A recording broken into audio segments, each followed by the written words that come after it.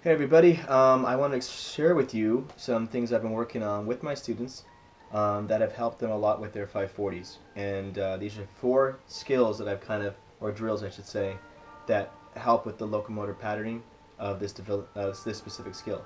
So the first one I want to talk about, I'm not going to go too much in detail about this because I just want to give you a basic idea.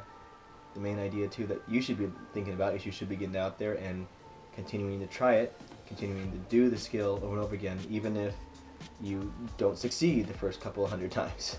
Alright, now that isn't always true. Sometimes in harder skills you don't necessarily just do the skill repeatedly, you want to work on smaller skills that build up to it, and that's kind of what I'm talking about here. Okay, so the first thing I want you to talk about, of course, is your tornado kick.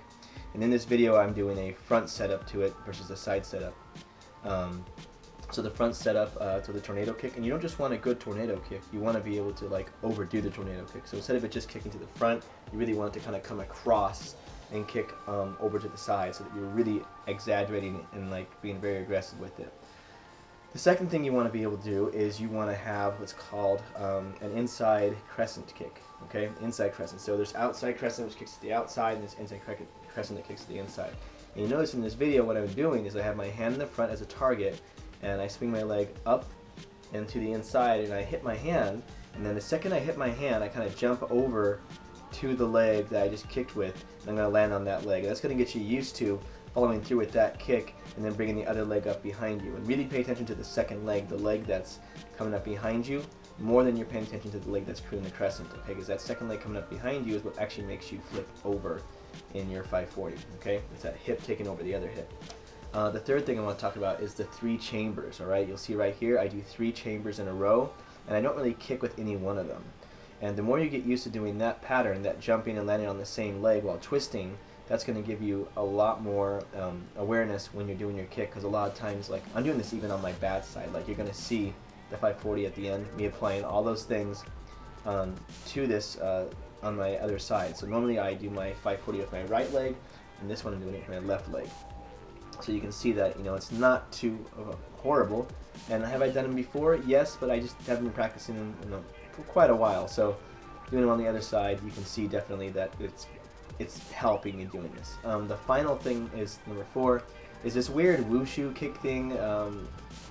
It's like you jump, kick, and land all on the same leg, and it's a really good way to develop power and see how much you actually have to put into the jump part of this skill.